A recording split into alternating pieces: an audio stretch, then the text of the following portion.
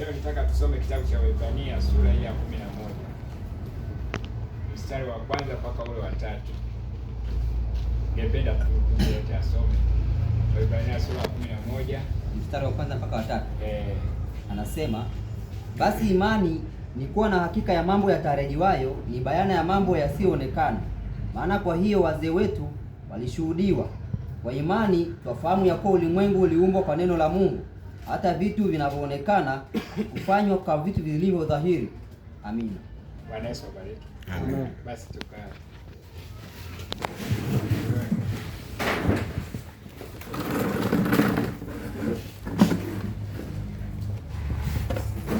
Bwana Yesu abariki sana. Amen. Leo ni kuhusu niweze kuzungumza kuhusu imani. Lakini kabla ya hayo kuna maneno ambayo nabii alisema kwenye ujumbe huu. Ujumbe huu ambao alihubiri imani, nabii alihubiri muda mfupi sana kuhusu imani. Alihubiri mwaka 1961 tarehe 13 mwezi wa 8. Kwa wale wanaoandika na kufuatilia. Mwaka 61 tarehe 13 mwezi wa 8 1961. Alihubiri hapo kuhusu imani. Kuna jumbe nyingi kahubiri kuhusu imani. Lakini leo Mungu amenisukuma niweze kuhubiri ujumbe huu. Bwana Yesu abariki sana. Amen. Katika ujumbe huu ametujibu mambo mengi. Unaona nimekuwa nikifundisha kuhusu mtu kufa na kufufuka na kila kitu. Bwana Yesu abariki sana. Amen. Na katika kuhubiri kwake ndugu Branham, tunaona ukisikiliza hata ukisoma jumbe nyingi utaona kama anapozungumza nafsi ni kitu kingine na roho ni kitu kingine na mwili ni kitu kingine. Ametenganisha hapa, nimechora huo mchoro wenye sehemu tatu: mwili, roho na nafsi hapo katikati. Bwana Yesu abariki sana. Amen. Lakini katika ujumbe huu katufunulia siri, akasema kwamba amesema kuhusu nafsi na kuhusu roho na kuhusu mwili. Sasa nataka nianze kusoma hapo kidogo jinsi alivyoelezea, tunapata ufunuo zaidi. Bwana Yesu abariki sana. Amen. Nasoma huu ujumbe, naanzia mstari wa paragrafu ya kwanza kidogo. Nasoma alafu sikiliza vile alivyofunua. Mstari wa kwanza nasema hivi: lakini inakubidi kutumia imani katika Mungu, kuifanya itende kazi. Unaona? Kwa hiyo una ufufuo wako mwenyewe ndani yako. Ufufuo wako unakaa ndani yako katika roho yako. Bwana Yesu abariki sana. Ameanza hapo, anasema kwamba inabidi utumie imani yako kwa kila jambo unalofanya, na anasema kwamba ufufuo huu tunaosema kufufuka, siku za mwisho watu watafufuka, huo ufufuo sio kwamba Mungu anakuja kukufufua. Anasema ufufuo huo uko ndani yetu. Tunaenda kusoma hapo, ndasoma, lakini katika kusoma utaona nabii anaelezea kwamba hata uponyaji, jambo lolote ambalo linapatikana, hakuna mwinjilisti, hata Yesu mwenyewe, hata Mungu hawezi akakuponya, hawezi akakufufua. Bwana Yesu abariki sana. Na anasema kwamba ufufuo uko ndani yetu. Kila mtu ana nguvu ya kujifufua mwenyewe. Bwana Yesu abariki sana. Ndio kitu ambacho tunakiangalia siku ya leo. Kwamba siku ya leo katika imani, tunajifunza katika imani. Lakini kusudi kubwa la imani hii, Mungu anatutoa kuwa wategemezi wa watu, kwamba mchungaji fulani au mwinjilisti fulani ataniponya, siku ya mwisho Yesu atanifufua, kwa sababu Yesu alisema yeye ni ufufuo. Sasa Yesu anatutoa huko na Mungu anatutoa huko, anasema kwamba huo ufufuo, huo uponyaji, hiyo miujiza na ahadi zote ambazo Mungu amekuahidia, uweza ambao unaufikiria wa ajabu, huo uweza uko ndani yetu. Bwana Yesu abariki sana. Amen. Na huko kwa njia ya imani. Yaani kama wewe hauamini kwamba unaweza kupona, hata Yesu hawezi kukuponya. Hata Mungu hawezi kukuponya. Bwana Yesu abariki sana. Amen. Unaona Mungu anakuponya, lakini kinachokuponya ni imani yako kwenye neno la Mungu. Vile unamwamini Mungu ndio anakupa uponyaji. Kwa hiyo ndio anasema ahadi zote za Mungu na kila kitu ambacho Mungu ametuahidi kiko ndani yako mwenyewe. Kwa hiyo wewe una uwezo wa kujifufua mwenyewe.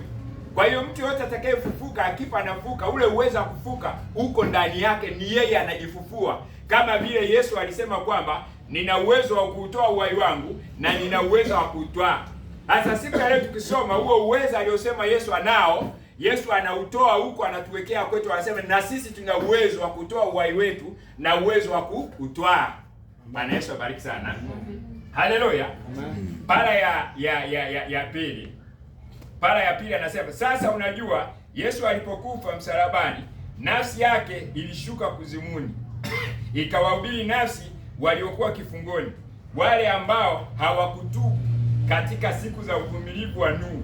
Mwili wake uliingia kaburini, lakini kabla yeye hajafa aliikabidhi roho yake mkononi mwa Mungu. Mkononi katika mikono yako naiweka roho yangu. Kwa hiyo unaona, roho yake ilienda kwa Mungu, nafsi yake ikaenda kuzimuni, mwili wake ukaenda kaburini. Bwana Yesu abariki sana. Kwa hiyo anasema Yesu pale aliposema, Baba, mikononi mwako naiweka roho yangu, anasema wakati ule Yesu, tumekuwa tunahubiria hapa kuhusu roho, kwamba roho inaenda kuzimu. Nataka niweke sawa hiyo, kwamba mtu akifa nasema roho inaenda kuzimu. Hata Yesu nasema roho ya Yesu ilienda kuzimu. Leo nabii anatuambia, alisema, Baba, mikononi mwako naiweka roho yangu.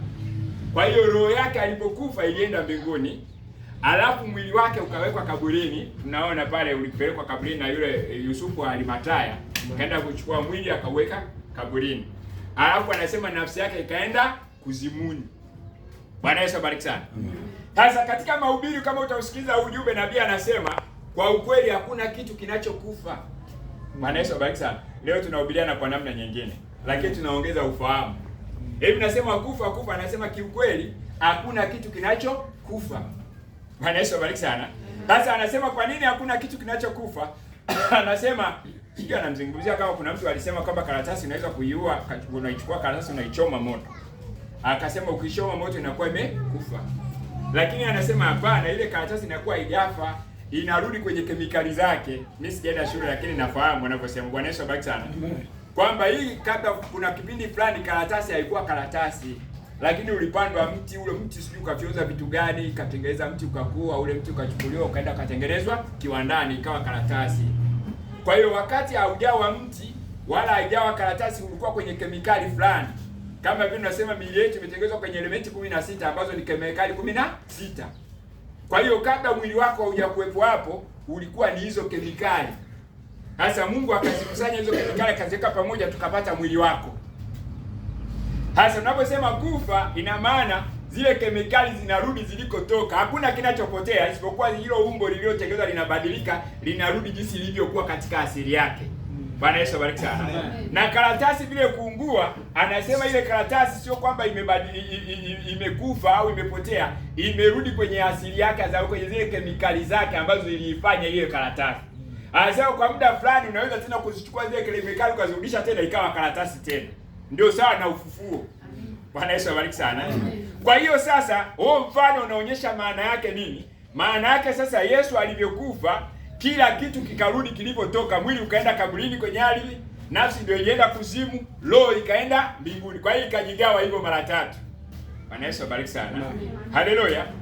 Sasa nafsi na roho tumekuwa tukivichanganya sana, inachanganya. Maana ile Biblia nayo kwenye nafsi inasema roho, kwenye roho inasema nafsi. Bwana Yesu abariki sana. Katika mchoro wangu huu hapa, Bwana Yesu abariki sana. Katika mchoro wangu huu wa sehemu tatu, utaona kwamba hapa katikati kuna nafsi, lakini nafsi hii ni roho. Yaani nafsi na roho vyote ni roho. Bwana Yesu abariki sana. Utofauti wake ni kwamba nafsi ni Roho Mtakatifu. Sijui inaeleweka. Kama tunaandika hapa kwenye nafsi tungeandika roho za herufi kubwa. Alafu kama hapa kwenye roho hii tunaandika roho herufi ndogo. Bwana Yesu abariki sana. Inaonyesha roho ya mwanadamu. Yesu naye alikuwa na roho ya kibinadamu, alikuwa na roho ya Mungu. Alipozaliwa duniani alikuwa na roho tu kama ya kwako vile vile. Bwana Yesu abariki sana. Tunaposema kuzaliwa mara pili, ni roho wa Mungu anakuja ndani yako, anakuja kuangamiza ile roho yako, inakufa, inaishi roho wa Mungu. Bwana Yesu abariki sana. Sasa basi, Roho Mtakatifu tunasema ni nafsi, ni Roho Mtakatifu. Kwa nini? Nabii anasema nafsi ndio chembe hai iliyotoka kwa Mungu. Nafsi ndio mbegu ya Mungu. Hapa nazungumza nafsi hai, sio nafsi iliyokufa. Nilifundisha Jumapili iliyopita ile nafsi iliyokufa kwamba sio nafsi. Mtu gani asema nafsi iliyokufa, mwingine akasema sio nafsi, yote wananena mamoja. Lakini mimi ninapozungumza nafsi hapa nazungumza nafsi hai. Bwana Yesu abariki sana. Kwa hiyo nafsi ni sehemu ya Mungu ambayo ndio pale alipopulizia pumzi ya uhai Adamu akawa nafsi hai, kwenye Mwanzo sura ya 2 mstari wa 7. Bwana Yesu abariki sana. Kwa hiyo nafsi ndio sehemu pekee ambayo ilitoka kwa Mungu ikawa ndani ya mwanadamu. Haleluya. Amen. Na tunaona tunapochora ile piramidi, kama mmeona piramidi ile inapochorwa, tunaanza na imani. Kwenye ujumbe wa Isikuu, nabii kahubiri kasema imani ndio Roho Mtakatifu. Imani ndio hisi ya sita. Amen. Bwana Yesu abariki sana. Amen. Imani ndio inatakiwa idhibiti hisi zote tano. Kama hisi tano ina kitu fulani ambapo kinakataana na neno la Mungu, inabidi anasema hicho kitu kiko tofauti na neno la Mungu, hiyo hisi inadanganya. Kwa hiyo inabidi uache hiyo ambacho hicho hisi inakuongoza, amini neno la Mungu. Kwa hiyo imani inabidi iongoze hisi zote tano. Bwana Yesu abariki sana. Kwa nini sasa imani katika Kristo, imani katika neno ndio kweli? Kwa hiyo vitu vyote ambavyo sio imani ni uongo. Amen. Bwana Yesu abariki sana. Haleluya. Amen. Kwa hiyo anatutoa kuamini vitu ambavyo sio neno. Anatuonyesha kwenye neno linasemaje. Bwana Yesu abariki sana. Amen. Kwa hiyo imani ndio hisia sita, na imani iko ndani ya nafsi. Imani unaamini neno, na tunaposema neno ndio nafsi. Bwana Yesu abariki sana. Amen. Haleluya. Amen. Kwa hiyo sasa tunaposema ufufuo, tunaposema kumwamini Yesu Kristo, tunaona kila kitu kiko ndani ya nafsi ambayo ni imani. Ambayo sasa hapa nilizezea hapo, kama ukichukua mbegu utafananisha huo mchoro, mbegu utafananisha na hindi au mbegu yoyote ina sehemu tatu. Ina ganda, ina nyama, ina kiini. Kwa hiyo nafsi ndio kiini. Bwana Yesu abariki sana. Na mfano mzuri tukasema mfano mzuri wa yai, kwamba yai sasa unaona yai lina ganda, lina uteute ule, alafu lina kiini. Kuku mwenyewe ni kile kiini. Kwa hiyo nafsi ni kila kitu. Bwana Yesu abariki sana. Kama vile kiini ni kila kitu, inapopandwa kiini kinaota. Bwana Yesu abariki sana. Haleluya. Kwa hiyo nafsi ndio mtu mwenyewe, nafsi ndio ufahamu. Kwa hiyo Yesu alipokufa sasa, hizo sehemu tatu zikagawanyika. Roho ikaenda mbinguni, mwili ukaenda kaburini, nafsi ikaenda kuzimu. Bwana Yesu abariki sana. Ambayo sasa nimesema hivyo ili usichanganyikiwe, ujue kwamba hiyo nafsi nayo ni roho. Ila utofauti wa roho yako na roho huyo nafsi, nafsi ni roho ya Mungu. Nafsi hai ni Roho Mtakatifu. Nafsi hai ni sehemu ya Mungu iliyowekwa ndani yako, na ukichunguza vizuri nafsi haijaumbwa. Tunaposema sisi ni viumbe tusivyokuwa na mwanzo, tusivyokuwa na mwisho, hatuna mwanzo, hatuna mwisho, na Mungu hana mwanzo, hana mwisho. Hicho kitu ndani yako ambacho hakina mwanzo, hakina mwisho ni nafsi yako. Amen. Lakini mwili na roho vina mwanzo, vina mwisho. Hivyo vitakufa kama vile mbegu inavyopandwa, inabidi ganda pamoja na nyama ife, lakini kiini kinaendelea.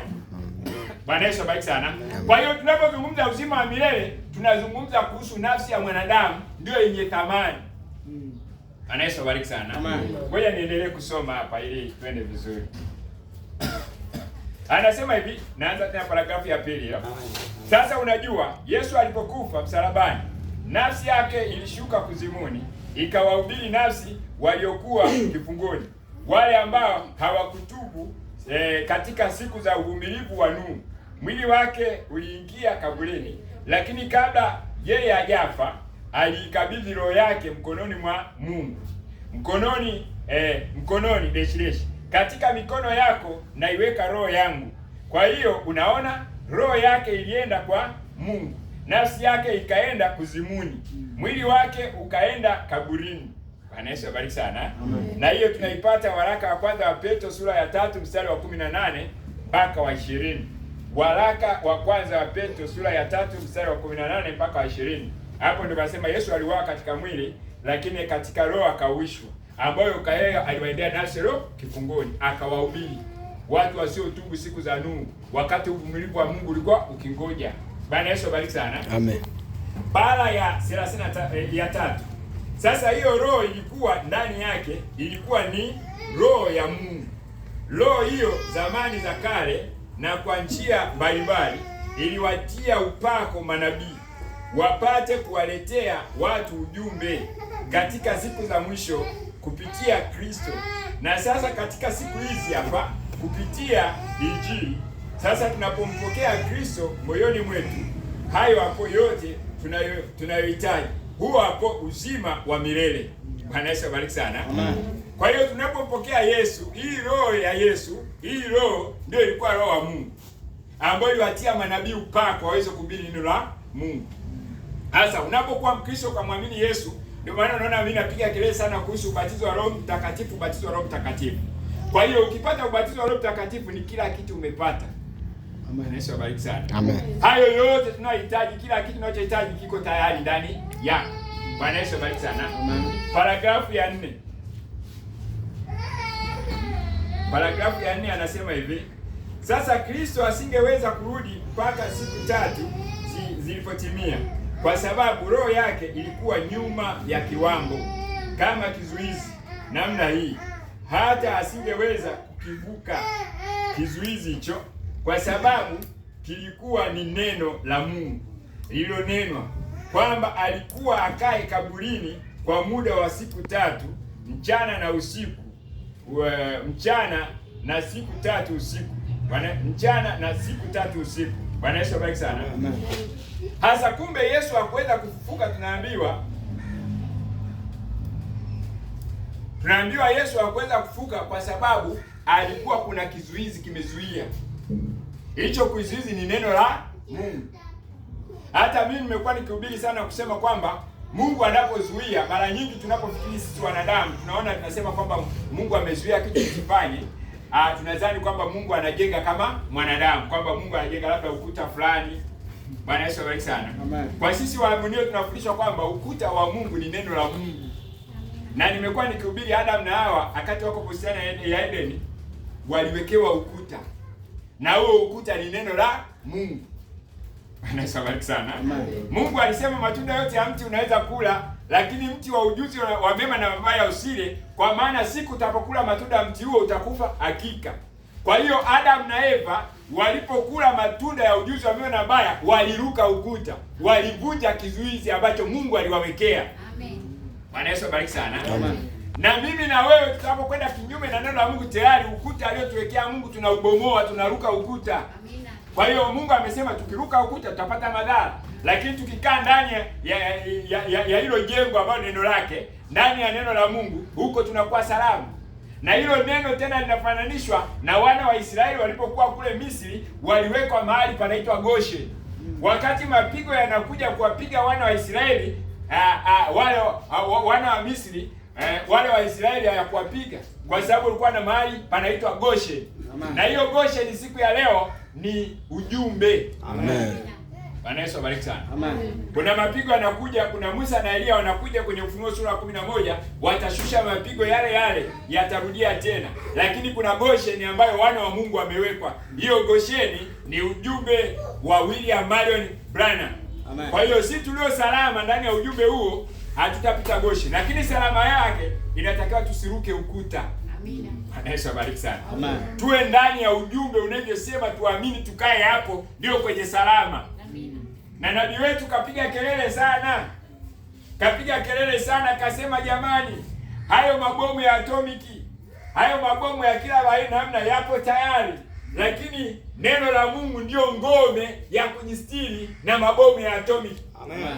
Bwana Yesu abariki sana. Amen. Kwa hiyo neno la Mungu ndio ficho. Kuna ule wimbo tulikuwa naimba Pentekoste, Yesu ni ficho kimbilio, Yesu ni ficho kimbilio, Yesu ni nani jama, Yesu ni ngome kimbilio, Yesu ni ngome kimbilio, Yesu ni nani, Yesu ni ngome kimbilio, Yesu ni ngome kimbilio. Bwana wabariki sana. Amen. Ni mongomeni nimetia nanga, ni mongomeni nimetia nanga, ni Mongomeni, nimetia nanga, ni Mongomeni, nimetia, ni Mongomeni, ni Mongomeni, nimetia nanga, ni Mongomeni, nimetia nanga. Ngomeni nani? Bwana Yesu abariki sana. Amen. Haleluya. Amen. Kwa hiyo ngome leo tunafunuliwa. Kule nilikuwa naimba tu, nilikuwa sijui maana, lakini nabii kanifunulia kumbe maana yake Yesu ni neno. Na unapokuwa ndani ya neno unakuwa salama. Unakuwa umejificha kwenye ngome. Amen. Bwana Yesu abariki sana. Amen. Hata mahala fulani nabii anasema haya mabomu anafananisha na tanuru la moto waliofichwa Shadraka, Meshaki na Abednego. Walikaa masaa matatu ndani ya tanuru la moto, lakini walikuwa wakitembea. Na nabii amesema hayo mabomu ya atomiki yakija tunaweza tukatembea kwenye hiyo nini. Bwana Yesu abariki sana. Hiyo ambayo inaitwa nini? Tanuru ya moto. Yaani mabomu yanapokuja, vita inapokuja, ziki inapokuja ni kama tanuru la moto. Na wewe na mimi tumeambiwa kwamba kama tuko sawa na neno la Mungu, basi tutatembea kwenye mabomu. Amen. Bwana Yesu abariki sana. Hayawezi kutudhuru. Bwana Yesu abariki sana. Kwa hiyo tujifiche ndani ya neno. Huo ndio ukuta ambao Mungu ametuwekea. Sasa kwa nini nimesema hivi? Nilikuwa na maana kwamba kumbe Yesu hakuweza kufufuka, alikaa kaburini siku 3. Alizuiliwa na neno la Mungu lilikuwa limesema kwamba Yesu inapasa akae kaburini siku 3, siku ya 3 atafufuka. Bwana Yesu abariki sana. Amen. Na hiyo siku ya 3 kulikuwa hakuna njia yote ya kumfanya abaki kule kuzimuni. Lazima afufuke kwa sababu neno la Mungu limesema. Amen. Kwa hiyo hapo nafundishwa neno la Mungu likisema ni amina, lazima iwe. Amen. Haleluya. Amen. Neno la mwanadamu liwe uongo na la Mungu liwe kweli. Bwana Yesu abariki sana. Kwa hiyo neno lote ambalo sio la Mungu ni uongo. Ndio maana unaona sisi tumekazana sana, tuko makini sana na neno. Mtu yoyote akisema kitu ambacho sio neno, tuko naye tunampinga. Amen. Kwa sababu najua hichi kitu kitatuangamiza, tutaangamia. Amen. Kwa hiyo lazima tuseme vile neno linasema. Lazima tunyooshane, tupate vile neno linasema. Kwa nini? Kwa sababu kwenye neno ndio salama. Tukienda tofauti tu, maafa yanakuja. Amen. Kwa hiyo Yesu alikaa kwa jinsi siku 3. Bwana Yesu abariki sana. Yaani hapa nabii anachosema, ukiona tunapoendelea kusoma, anamaanisha kwamba hata wewe neno lingekuwa limesema utakaa kaburini siku 3 ungefufuka. Na wandugu ambao wamelala, unaona labda wanaosema hawafufuki ni kwa sababu neno lilisema. Yaani wale wapo wanatimiza maandiko. Bwana Yesu abariki sana. Kuna mambo ambayo inabidi yatimie ndio wafufuke. Kwa hiyo utaenda tu vile neno linavyosema, utaenda kulia wala kushoto. Amen. Bwana Yesu abariki sana. Amen. Hebu nirudie tena paragrafu ya 4. Sasa Kristo asingeweza kurudi mpaka siku 3 zilipotimia, kwa sababu roho yake ilikuwa nyuma ya kiwambo kama kizuizi. Namna hii hata isingeweza kukivuka kizuizi hicho, kwa sababu kilikuwa ni neno la Mungu lililonenwa kwamba alikuwa akae kaburini kwa muda wa siku 3 mchana na usiku. Yesu abariki sana. Mchana na siku 3 usiku. Sasa yeye asingeweza kurudi mpaka hizo siku 3 mchana na usiku zilipokwisha. Ndipo hapo siku 3 mchana na usiku zilipokwisha, roho yake iliachiliwa ikaenda moja kwa moja kwenye nafsi yake, nayo nafsi yake ikarudi na kuchukua mwili na kutimiza kile alichosema, ninao uweza wa kuutoa uhai wangu, ninao uweza wa kuutoa tena, ninao uweza. Amen. Yesu abariki sana. Amen. Kwa hiyo siku ya 3 akafufuka, ikatimia ile neno linasema ninao uweza wa kuutoa uhai wangu, ninao uweza wa kuutoa tena. Bwana Yesu abariki sana. Amen. Sasa leo mahubiri haya kusudia kuonyesha huo uweza aliokuwa nao Yesu. Huo uweza na wewe unaambiwa siku ya leo, na wewe una uwezo wa kuutoa uhai wako na una uwezo wa kuutoa. Amen. Bwana Yesu abariki sana. Na unaambiwa Mungu hana uwezo wa kuutoa uhai wake na kuutoa kama wewe hauamini neno lake. Wewe unapoamini neno lake, huo uweza uko ndani yako. Amen. Amen. Bwana Yesu abariki sana. Ndio Mungu anachotuambia siku ya leo. Bwana Yesu abariki sana. Kwa hiyo Mungu hawezi kukufanyia chochote pasipo imani yako mwenyewe, pasipo wewe kuamini neno. Na wewe ukiamini neno, sio Mungu anakufanyia, ni wewe mwenyewe ndani yako. Amen. Yesu abariki sana. Amen. Haleluya. Amen. Nadhani hiyo lugha inaweza kuwa ngumu, si ndio? Sema sio Mungu anayekufanyia, ni wewe mwenyewe ndani yako. Hasa huo uweza ndani yako ni Mungu ambaye ni wewe. Amen. Iweke hivyo. Yesu abariki sana. Wewe ulishazaliwa na Mungu sasa.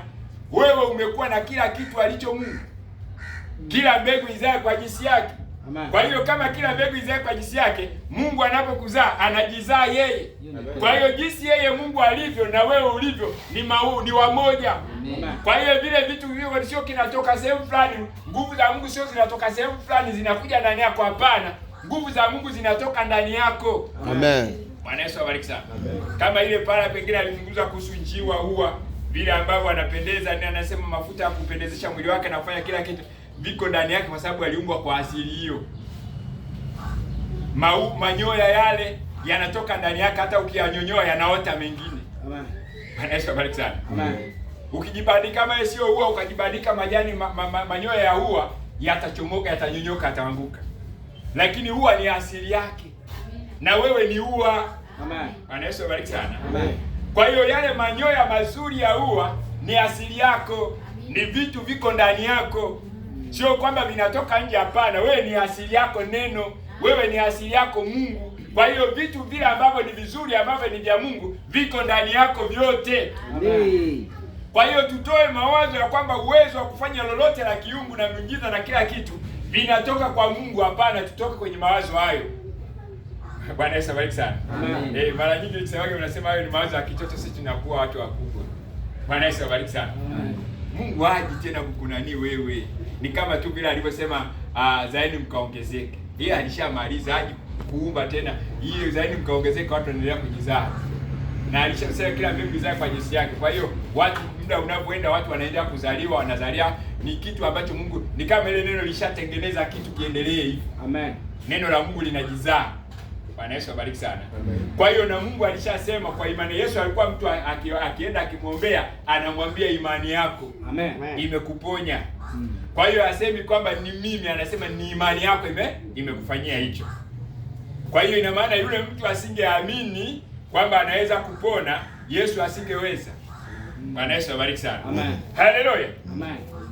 Ngoja niendelee paragrafu ya 5 sasa. Paragrafu ya 5 anasema hivi. Sasa kila mmoja wenu anao uweza kwa njia ile ile, kwa kuwa ninyi ni wana na binti za Mungu, na roho yeye yule aliye ndani yenu asubuhi ya leo, Roho Mtakatifu aliye ndani yenu asubuhi ya leo, Roho Mtakatifu huyo atakufufua. Kwa hiyo wewe una uweza wa kujifufua tena. Amen. Bwana Yesu abariki sana. Amen. Yule Roho aliyomfufua Yesu yule yuko ndani yako. Sio kwamba anatoka kwa Yesu anakuja kwako, hapana, yuko ndani yako. Kwa hiyo wewe leo una uwezo wa kujifufua tena. Wewe leo una uwezo wa kujiponya. Amen. Uwezo hautoki kwa Mungu kuja kwako, huo uwezo uko ndani yako. Ila sharti yake uwe Mkristo. Amen. Umwamini Yesu Kristo. Ukishamwamini Yesu Kristo ambaye ni neno, unazaliwa upya. Ukizaliwa upya unakuwa kiumbe kipya. Na kiumbe cha kipya ni mwana wa Mungu. Mwana wa Mungu, tabia yote ya Mungu na kila alicho Mungu kiko ndani yake. Amen. Bwana Yesu abariki sana. Kwa hiyo hivyo vitu sasa viko ndani yako tu. Wewe ni asili yako. Bwana Yesu asifiwe sana. Amen. Kwa hiyo uwezo wa kujifufua tena huko ndani yako. Paragrafu ya 6 anasema, ukifa nafsi yako itaenda kwenye nini? Chini ya madhabahu ya Mungu. Sio katika sio katika destination. Moja kwa moja mbele za Mungu. Sasa roho yako inaenda kwa Mungu, bali huwezi kurudi. Kumbukeni, katika Biblia ilisema roho, nafsi chini ya madhabahu wakilia, Bwana, hata lini? Hata lini? Wala wasingeweza kurudi mpaka maandiko yatimie. Na kama Kristo wasingeweza kurudi mpaka maandiko yatimie. Ndipo baada ya nini yote yaliyokuwa yamefanywa, mateso yote yamekwisha, nao ndugu hao wameteseka kwa mambo yale yale, ama tumeteseka kwa kama wao kama wao walivyoteseka na kadhalika.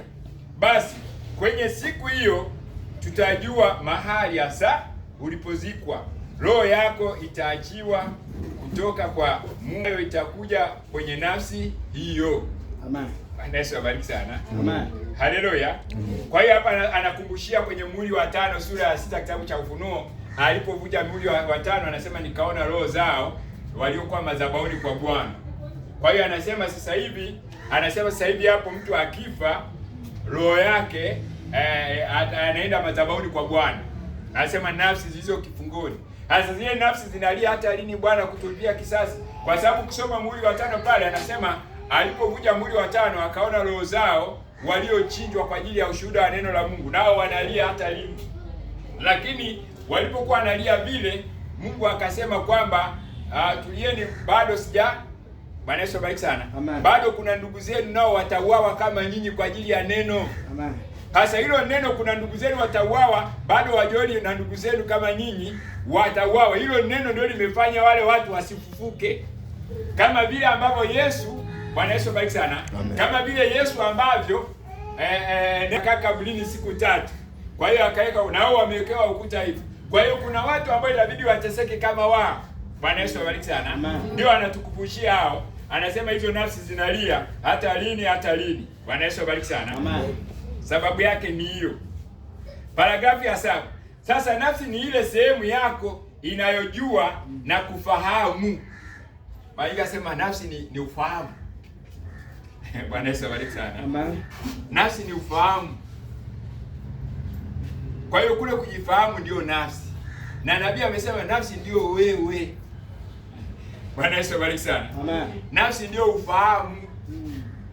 Anasema wewe, roho ikitoka hapa, ili tunayoliona, mimi roho ikinitoka nikawa sasa marehemu, ili mnayoliona mtaendelea kuliona, lakini ufahamu utakuwa halina ufahamu. Ule ufahamu ndio mimi, na ule ufahamu ndio mimi nimetoka.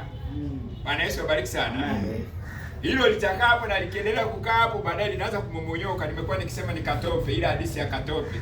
Nimesimuliwa sana na mama. Sijui nimesimulia sana mimi na mama hadithi ya katope aliyokuwa ametengenezwa kwa udongo. Wakati niko mtoto nilikuwa sielewi, nilikuwa naona tu udongo, sikuwa natengeneza sisi watoto wa udongo, tunatengeneza magari ya udongo. Wakati ule niko mtoto. Amen. Kweli ukiliweka lile gari kwenye mvua ikinyesha, ikiroa linabogonyoka. Na katope alikuwa ni mtoto, lakini alikuwa ametengenezwa kama mtoto wa kweli, anaongea na kila kitu anafanya. Baadaye yule mtoto alienda kucheza mbali, ambaye usicheze mbali, ukiona mvua huo unarudi. Yule mtoto alienda kucheza mbali, mvua ikaanza, wingu likatanda, ikabidi akimbie nyumbani kwa hiyo mvua isimnyeshe, kwa sababu yeye ni tope. Bwana Yesu abariki sana. Amen. Yule mtoto alikimbia, bahati mbaya alipofika mlangoni kwenye nyumba yao, maji yanayoanguka kwenye mlango kwenye bati ni mengi, anataka kuvuka tu, akamwagikia yote, akabogonyoka hapo akawa kichubuki kwa mlangoni. Bwana Yesu abariki sana. Amen.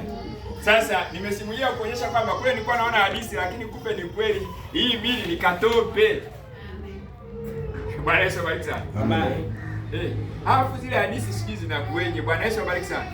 Unajua hadithi wazazi wetu walikuwa wanasimulia, ukiangalia na somo neno, mbona ni neno la Mungu.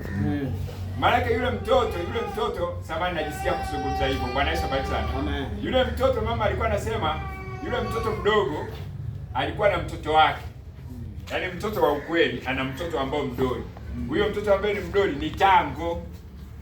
Lile tango alikuwa anambebeza kama mtoto, mara anambeba, anamlaza kitandani. Siku moja baba yake kaenda kitandani akakuta tango liko kitandani. Baba hajui kama ni mtoto, anajua tango ndio limeiva vizuri. Baba ikabidi achukue lile tango, amenye yale, akala. Alipokuja mwanae anatafuta mtoto kitandani haoni. Anatafuta, baba mtoto wangu yuko wapi? Sijui. Mama mtoto wangu yuko wapi? Sijui. Bwana Yesu abariki sana. Amen. Yaani kama Adamu uko wapi? Bwana Yesu abariki sana. Adamu uko wapi?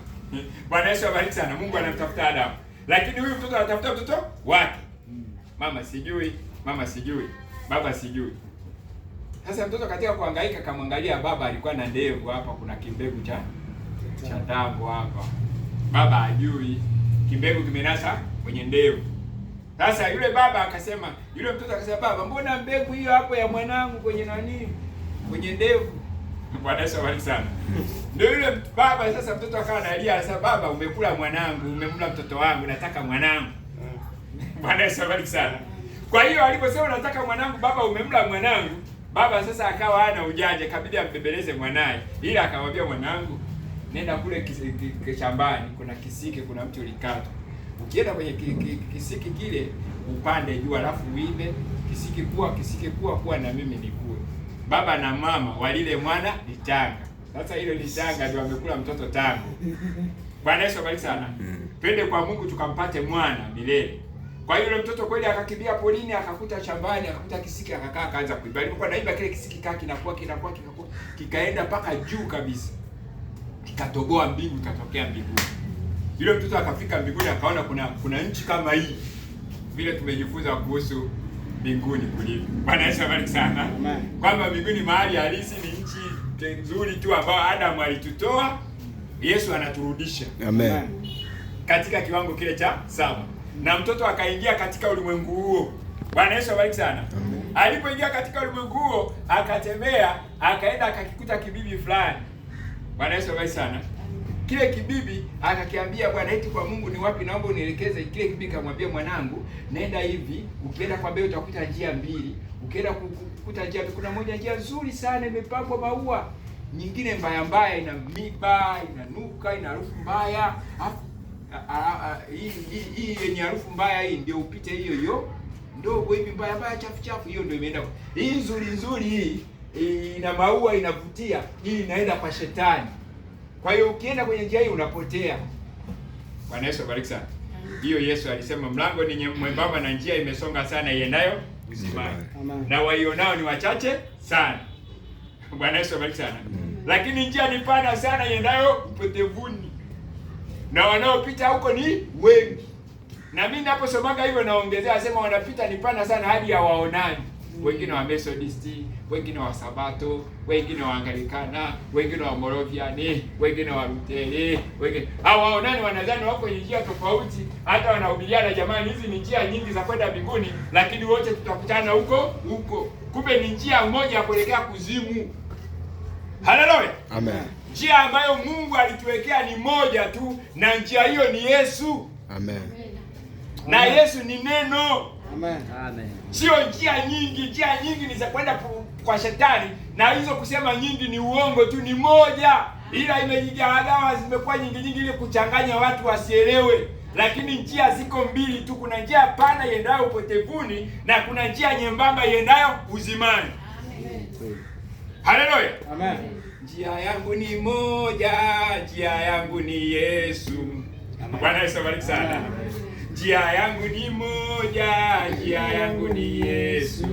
Njia yangu ni moja, njia yangu ni Yesu.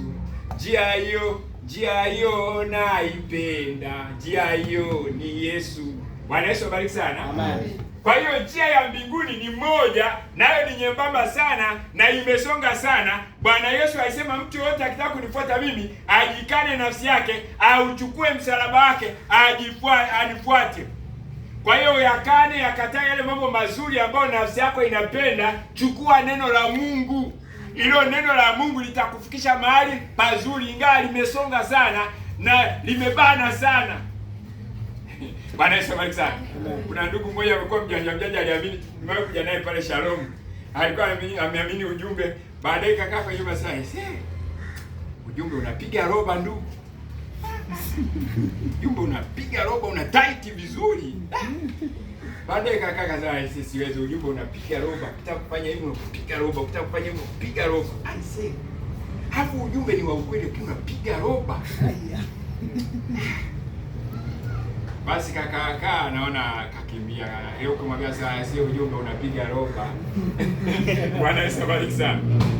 Kwa hiyo neno linachonga, limebana sana, lakini naambiwa ndio mlango wa kutokea. Mungu ameweka mlango wa kutokea, ameweka daraja la kuvukia. Kwa hiyo jitahidi kutii hilo neno uvuke. Haleluya.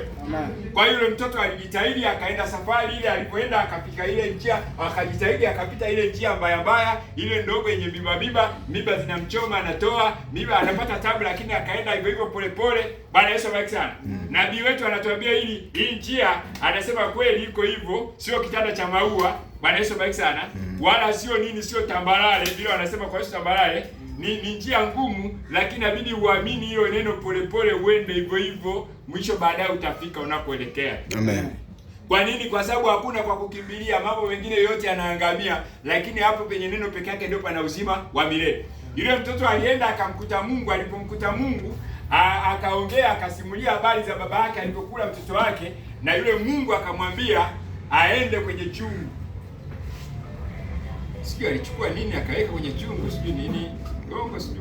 Akae siku 7. Ndio kwa sema hiyo siku 7 mama alikuwa sema alikaa siku 7 kwenye chungu kule kimefunikwa. Siku ya 7 akaambiwa aende akafunue. Alipoenda kufunua siku ya 7 akakuta mtoto kaumbika, mtoto halisi. Mtoto akamchukua, akafurahi, akapewa na bebe wake, akambeba, akaanza kukimbia kurudi duniani. Sasa leo nisimulie mpaka hapo, ni hizo siku 7. Na huko nakuta nyakati 7, kimo cha mtu mkamilifu, kwamba nyakati 7 Mungu alikuwa anaumba, ilibidi watu wakae, kanisa likae siku 7. Siku ya 7 sasa anatokea mtoto mkamilifu, anaitwa William Marion Branham. Amen. Haleluya. Amen. Na anazaa watoto wengine wakiwa wakamilifu kama yeye alivyo mkamilifu. Amen. Haleluya. Amen. Haleluya. Sasa yule mtoto alivyorudi duniani ndio akampata huyo mtoto, Bwana Yesu abariki sana, ambaye ni katope nadhani, baadaye alipomonyoka. Bwana Yesu abariki sana. Niishie hapo hiyo hadithi, nijisikia nisimulie mpaka hapo. Bwana Yesu abariki sana.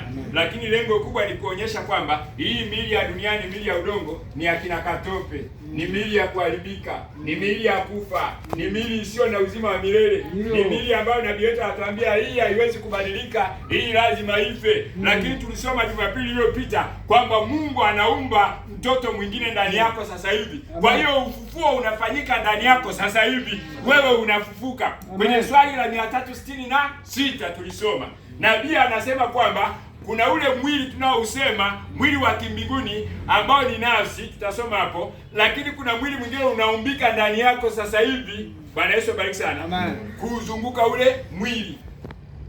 Bwana Yesu abariki sana. Amen. Sasa huu utakapoangamia, wewe unabaki. Niongee kwa lugha hiyo. Wewe unabaki, unaendelea na maisha. Amen. Bwana Yesu abariki sana. Amen. Unakuwa huko mbinguni sasa. Kwa hiyo kinachotuzuia tusione mbinguni kile kiwango cha 7 ni mwili wa damu na nyama, ni mwili wa katope, lakini siku moja utabongonyoka. Na utabaki ni kichuguu. Na ni kaburi anasema Branham, kaburi ni kabati la kumbukumbu. Kwamba livazi la duniani lichafu tumeliweka hapo, limehifadhiwa hapo. Amen. Bwana Yesu abariki sana. Amen. Unabaki kwenye vazi lingine ambalo linaishi milele. Bwana Yesu asifiwe sana. Amina. Haleluya. Amen. Ngoja niendelee paragrafu ya niendelee kusoma hapa. Nilikuwa paragrafu ya 7 sikuimaliza. Paragrafu ya 7 sikuimaliza, ngoja niisome mpaka niimalize. Sasa nafsi ni ile sehemu yako inayojua na kufahamu. Akili yako mnakumbuka ono nililokuwa nalo sio muda mrefu uliopita, ama kuhamishwa kule kudogo. Nikaenda mahali pale na kuwaona hao watu. Kusanyiko linasema amina. Sasa roho yako itarudi kwenye huo mwili, na mwili wa namna hiyo hiyo, nafsi ambayo ni mwili ambao hauna haja ya kula na kadhalika. Kwa hiyo leo nabii anatuambia huu mwili ambao hauhitaji kula, ambao unaitwa theofania, hauhitaji kula na kadhalika, hauli wala haunywi. Anasema huo mwili ndio nafsi. Amen. Kwa siku ya leo anatufunulia hivi. Bwana Yesu abariki sana. Amen. Haleluya. Na ndio sehemu ya Mungu, niliwahi kusoma akasema ndio sehemu ya Mungu iliyo ndani yetu. Wanyama ndio sababu ya kusoma Jumapili iliyopita kwamba wanyama hawana nafsi. Bwana Yesu abariki sana. Kwa hiyo wanyama hawana nafsi kwa sababu wenyewe hawana Mungu ndani. Lakini wewe na mimi, sisi tuna Mungu ndani, sisi tuna nafsi. Nafsi ni sehemu ya Mungu ambayo ameiweka ndani yetu. Na hiyo nafsi ndio sisi. Bwana Yesu abariki sana. Amen. Hawa viumbe wengine tunaowaona hawa duniani, hawa wana uzima wa duniani, uzima wa bandia. Bwana Yesu abariki sana. Bwana Yesu abariki sana. Amen. Hawa wakina nani, tuseme mfano. Bwana Yesu abariki sana. Naona nikisema hivi inakuwa kidogo nani. Hawa wakina Kaini. Wakina Kaini uzao chotara na vitu vyote vya bandia kama hivyo viti vya kutengeneza kiwandani, mazao yote ambayo wanafanyia utafiti wanayatengeneza ni ya bandia, hayana uzima wa milele. Kwa hiyo yana uhai wa muda. Ule uhai tunaita uhai wa uongo. Na kwa binadamu ndio anaitwa mtu asiyezaliwa mara pili, ndio nafsi iliyokufa. Bwana Yesu abariki sana. Amen. Haleluya. Amen. Lakini anapozaliwa mara pili akapata ubatizo wa Roho Mtakatifu, tayari kapata uzima wa milele. Sasa yeye ana nafsi hai. Yeye ni mtu ambaye haangamii. Katika matatizo yote atakayokuja, kupanda na kushuka. Unaona hali ngumu iliyokuwa saizi ya uchumi. Neno linatuambia hali ngumu ya uchumi iliyokuwepo na kila kitu. Kitu pekee ambacho kitatuvusha hapo ni neno. Amen. Kwa hiyo tutapita kwenye hayo yote, tutapita kila kitu kama tunaamini neno la Mungu. Lakini kama hatuamini neno la Mungu tutaangamia na hayo. Bwana Yesu abariki sana. Kwa hiyo hayo yatatuangamiza na kutupoteza. Bwana Yesu abariki sana. Kama hatuamini neno la Mungu na sisi tunakuwa watu wa bandia. Na bila sasa kuna watu wa bandia ambao hawana uhai na kuna watu wa ukweli. Watu ambao nafsi zao zimekufa ni watu wa bandia, wanaonekana watu lakini watu wa uongo. Bwana Yesu abariki sana. Amen. Nilikuwa naangalia siku moja video, walikuwa naonyesha, naangalia video. Katika video ile kulikuwa kuna mji kama Dar es Salaam, lakini ni kwa wazungu.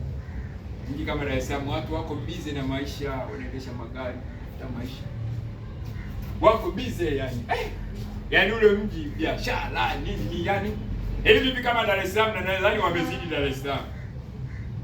Imeenda baadaye nikakuta wamesimama, alafu mtu mmoja yani kuna mtu mmoja hapo pale.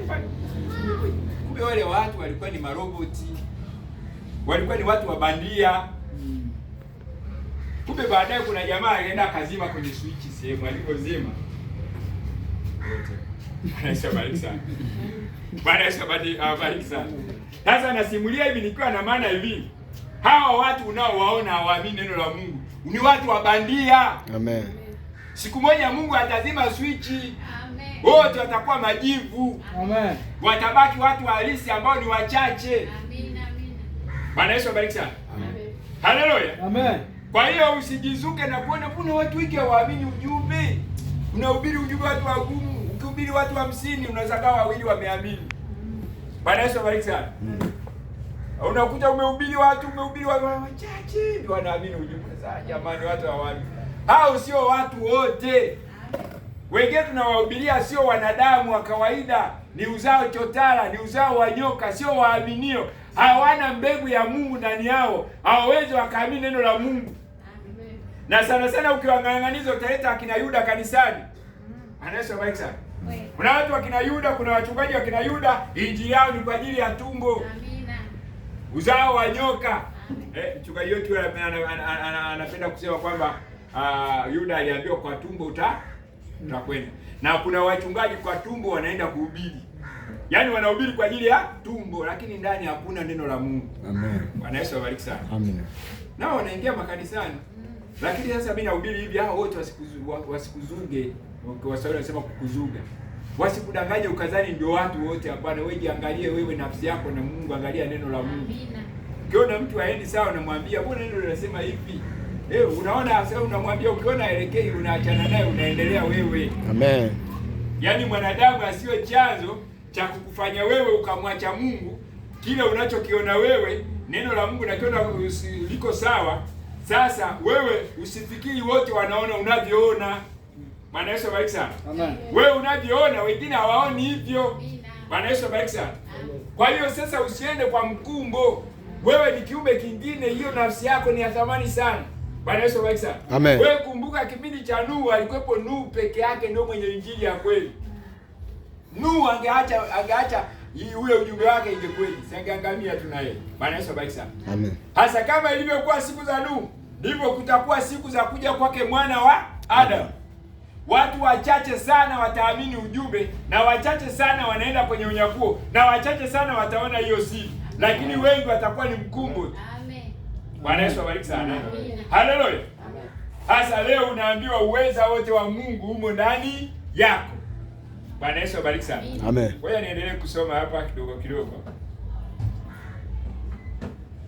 Bwana Yesu abariki sana. Amen. Sasa roho yako itarudi kwenye huo mwili, na mwili wa namna hiyo hiyo, nafsi ambayo ni mwili ambao hauna haja ya kula na kadhalika. Maskani hii iliyo ya dunia hii ikiharibiwa, tuna moja inayongoja tayari, mwili wa kimbinguni. Na kwa huyo roho na hiyo nafsi na mwili wa kimbinguni utaufufua tena mwili huu wa kawaida kwa ajili ya ule utawala mkuu wa miaka 1000. Hasa ukisema huu, tunaposema mara nyingi hata nabii anasema utafufua huu mwili wa kawaida, watu wanadhani unafufuka huu. Sasa huu sio. Amen. Bwana Yesu abariki sana. Amen. Kuna mwili wetu wa kawaida unaitwa mwili wa utukufu. Ni mwili kama huu lakini sio huu. Bwana Yesu abariki sana. Amen. Kwa nini? Kwa sababu huu umekuja kwa njia ya kujuana kimwili. Ni mzao chotara. Bwana, kuna asilimia fulani ambayo sio ya kwako huu, ambayo imetokana na nyoka. Lakini kuna mwili wako uliowekewa mzuri kama huu. Kwa hiyo unafuka katika mwili uliotukuzwa. Bwana Yesu abariki sana. Amen. Anasema hivi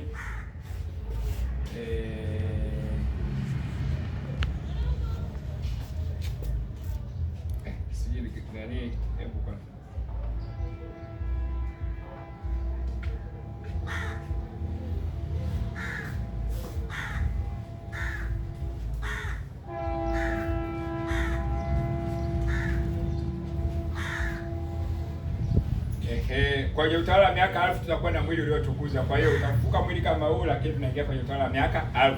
Huo mwili unafananishwa na mwili aliokuwa nao Adam kwenye Mwanzo sura ya 2. Alikuwa na mwili kama huu, lakini ulikuwa sio huu, kwa sababu ulikuwa haumu, ulikuwa hauzeeki, ulikuwa haufi. Na ule mwili wa Adam sura ya 2 mstari wa 7 ndio mfano wa mwili uliotukuzwa. Na siku ile ya 7 ambayo Adam alimaliza kule Eden ilikuwa ni mfano wa siku ya utawala wa miaka 1000. Kwa hiyo utawala wa miaka 1000 tunarudisha kwenye ile siku ya 7. Bwana Yesu abariki sana. Amen. Nimekuwa nikihubiri sana na kusema hiyo ndio sabato yenyewe. Unaona, unaoweza ndani yako sasa kufanya jambo hilo sasa, lakini uweza huo ulio nao ndani yako sasa ungeweza kufanya ulimwengu mpya. Unasikia? Yaani huo uwezo uko ndani yako ambao ni Roho Mtakatifu ungeweza kufanya ulimwengu mpya kama vile Mungu alivyoumba mbingu na nchi na kila kitu. Huo uweza wa uumbaji uko ndani yako, ungeweza kufanya ulimwengu mpya. Mungu hana sehemu ndogo dhaifu na sehemu kubwa nzito ambazo zina nguvu. Mguso ulio mdogo sana wa Mungu una nguvu zote. Amen. Unaona? Mguso ulio mdogo sana wa Mungu. Kwa hiyo mwajua, kwa hiyo ninajaribu kuwaweka katika imani sasa. Amina. Bwana Yesu abariki sana. Amen. Hapa ndio mimi nikihubiri nasemaga hakuna Roho Mtakatifu mkubwa wala Roho Mtakatifu mdogo. Na ile nabii anasema kwamba ukichota maji ya baharini kijiko kimoja yana kemikali yote liko kwenye maji ya bahari nzima. Bwana Yesu abariki sana. Na hapa nabii anatuambia Roho Mtakatifu tunayekuwa nao sisi ndio yule Mtakatifu aliyokuwa naye Mungu. Hakuna Roho Mtakatifu mkubwa na Roho Mtakatifu mdogo. Sisi waaminiwa, hakuna mtu kama mimi niko mchungaji na hubiri hapa, sio kwamba mimi nina Mungu sana alafu nyinyi mna Mungu mdogo. Hapana, haina maana mimi mtakatifu sana nyinyi ni watakatifu kidogo. Hapana, sisi wote mbele za Mungu ni wamoja, ni watakatifu. Amina. Kwa sababu Roho aliyekuwa ndani yangu ndio yuko ndani yenu. Amen. Bwana Yesu abariki sana. Uweza niliokuwa nao mimi ndio uko ndani yetu, kila mmoja anao. Bwana Yesu abariki sana. Tunaendelea kusoma, utafika nabii. Kama sitafika hata Jumapili inayokuja tutasoma. Nabii anasema kwamba mwinjilisti hana uwezo wa kukuponya. Mhubiri yoyote amemtaja hata Yesu. Bwana Yesu abariki sana. Kwa hiyo huo uwezo wa kukuponya wewe uko ndani yako. Yule Roho Mtakatifu alikuwa ndani ya Yesu, ndio Roho Mtakatifu yuko ndani yako. Yule Roho Mtakatifu alikuwa ndani ya mwinjilisti, ndio huyo yuko ndani yako. Bwana Yesu abariki sana. Amen. Kwa hiyo huyo Roho anaweza akaumba ulimwengu mpya. Bwana Yesu abariki. Amen. Tunaelewa hivyo vitu. Amen. Bwana Yesu abariki sana. Tofauti na ile unajua kuna ile nani? Tumezoea wahubiri wana miujiza, si ndio? Hasa imani na miujiza hii. Kuna wengine walikuwa na imani ya miujiza. Yaani mtu akiwekewa mikono kapona. Hasa hii inayohubiri ni kitu kingine. Bwana Yesu abariki sana. Amen. Hii inayohubiri leo ni imani. Amen. Imani sio uponyaji wa papo kwa papo. Imani sio kupata papo kwa papo. Amen. Kuna watu wana miujiza, hiyo ni karama. Ana miujiza akifanya maajabu watu wanashangaa. Nabii hiyo miujiza anasema hiyo miujiza aliyokuwa nayo ni kwa ajili ya wasioamini. Ili wasioamini waone kwamba Mungu anaweza, wamwamini Yesu. Lakini sasa wanapokuja kumwamini sasa inatakiwa waishi kwa imani. Kila ahadi ambayo Mungu kaiahidi inabidi waiamini kwanza kabla haijatokea. Amen. Haleluya. Kama baba zetu wakina Ibrahimu vile waliambiwa watazaa watoto, watapata Isaka. Miaka ikapita lakini hiyo ahadi ilitia nanga. Kama baba yetu Nuhu aliambiwa mvua itanyesha, miaka 120 mvua hakuna, lakini imetia nanga, imani haitoki. Ndio hiyo imani tunayoambiwa sisi. Amen. Haleluya. Mungu aliumba ulimwengu kwa imani. Amen. Hapo kwenye sura ya 11 mstari wa 3 kitabu cha Waebrania, Mungu aliumba kwa imani. Aliamini. Alisema neno akaamini. Amen. Bwana Yesu bariki sana. Amen. Na alipoamini lile neno likaenda kuumba. Nabii wetu atuambia Mungu alipokuwa anasema iwe nuru, nuru haikutokea papo kwa papo. Bwana Yesu bariki sana. Amen. Anasema nitakuja na utafutie ile nukuu nimewahi kuisoma, lakini nitakuja nisome tena. Nabii anasema yalipita mamia ya miaka. Kwa nini? Kwa sababu siku moja kwa Mungu ni miaka 1000. Kwa hiyo lile jua lilianza kuumbika polepole, lakini Mungu kishatamka neno lake, na hilo neno lake la Mungu likitoka alirudi bure. Amen. Bwana Yesu abariki sana. Amen. Haleluya. Amen. Hiyo imani ya jinsi hiyo, na sisi tunaambiwa kwamba imani ile ya Mungu ndio hiyo imani yako wewe unayo. Amen. Na wewe ukisema neno ukaliamini, ile neno linaenda kuumba. Inaweza haijalishi siku zitapita ngapi, miaka itapita mingapi, lakini hilo neno inabidi litie nanga kwamba wewe umesema. Uweza ule aliokuwa nao Mungu na wewe unao. Amen. Bwana Yesu abariki sana. Haleluya. Amen. Ndio hapa anasema wewe unaweza ukaumba ulimwengu. Bwana Yesu abariki sana. Hiyo ndio nimekuwa nikihubiri kuhusu. Alikuwa anawazia mambo ambayo inabidi yawepo. Yule Logos alikuwa anawaza, akaanza kutamka. Mambo yote tunayoyaona ni neno la Mungu lililotamkwa. Kabla halijatamkwa aliliwaza kwanza. Haleluya. Sasa ujumbe unakurudisha wewe kwenye mawazo ya Mungu. Amen. Yale mawazo ya Mungu ndio yako ndani yako. Amen. Na wewe uweza ule nabii anasema uko ndani yako. Amen. Tatizo imani haujiamini. Amen. This is the truth. Bwana Yesu abariki sana. Amen. Yaani tatizo tulikuwa nalo imani. Nabii anasimulia haya, anaposimulia anaelezea, anasema kwamba Yesu alipokuwa amelani mtini au kunyauka hapo hapo, ulikaa, kesho asubuhi wanapita, ndio Petro anaona manyasi yanaanza kunyauka yale majani. Anamwambia Bwana, ule mtini umeanza kunyauka. Na Yesu anamwambia hata nyinyi mnaweza. Amen. Bwana Yesu abariki sana. Sio mimi Yesu ninaamini waonyesha tu hiyo naifanya na nyinyi mnaiweza. Anasema lakini masharti, kuna kanuni ya kufanya hiyo. Hiyo kanuni inatakiwa msameane. Usiwe na kinyongo na mtu, wala usiwe na mtu anayekukwaza na mtu yote anayekuuzi. Wewe upendane na watu wote. Tafuteni kuwa na amani na watu wote nao utakatifu. Amina. Bwana Yesu abariki sana. Amen. Ambao hakuna mtu atakayemwona Mungu pasipokuwa nao. Bwana Yesu abariki sana. Kwa hiyo ukisimama na kusali, ukisema lolote, amini umepata. Kabla haujalipata litakuwa la kwako. Bwana Yesu abariki sana. Kwa hiyo hapo tunajifunza kwamba kumbe mashaka, shetani tunamtafuta shetani. Kumbe shetani sio kitu kingine, shetani ni mashaka kwa neno la Mungu. Amen. Sio basi hivyo. Kwa hiyo ukitilia neno la Mungu mashaka lichosema, unakuwa shetani. Kabisa. Ukiamini neno la Mungu asipo kutilia mashaka, wewe unakuwa Mungu. Amen. Uweza wote wa Mungu wa kuumba ulimwengu mpya uko ndani yako. Amen. Na kujifufua uko ndani yako, na uponyaji uko ndani yako. Shetani anachokifanya anatuletea mashaka kwa neno la Mungu. Mungu akisema kitu unaanza kutilia mashaka, lakini Mungu amesema inabidi uamini hilo neno. Usiangalie siku ngapi zimepita wala miaka mingapi imepita. Wewe ng'ang'ana kwenye neno lake hadi linaenda kutokea. Bwana Yesu abariki sana. Haleluya. Ndio maana ya kina Ibrahimu kukaa miaka yote ili tujifunze. Wakina Nuhu kukaa miaka yote 120 tujifunze kwamba sisi kumbe imani yetu haijalishi vile. Bwana Yesu abariki sana. Imani yetu si yaani haijalishi kwamba umeomba kitu leo, alafu kesho kisipokuwepo unasema naona Mungu. Angalia Nuhu. Yaani yale maneno ambayo Nuhu aliambiwa mvua itanyesha, hakuambiwa kesho. Yaani Nuhu hakuambiwa kutapita miaka 120 ndio mvua itakuja, hakuambiwa hivyo. Yeye aliambiwa mvua itanyesha, naye akajua kwamba kwa sababu Mungu amesema itanyesha. Miaka inakatika, watu wanamzomea, lakini ndani kuna kitu kiko ndani ya Nuhu kinasema itanyesha. Hicho kitu Nuhu huwezi kukiondoa ndani yake. Amen. Bwana Yesu abariki sana. Amen. Na hicho kitu ndio na wewe unaambiwa hicho kitu ni imani. Bwana Yesu abariki sana. Amen. Kitu hicho kinavuta vitu visivyoonekana viweze kuonekana. Hasa vitu vyote vilivyo dhahiri, vilivyo halisi vimefanywa kwa hivyo, Mungu aliviumba kwa hivyo. Amen.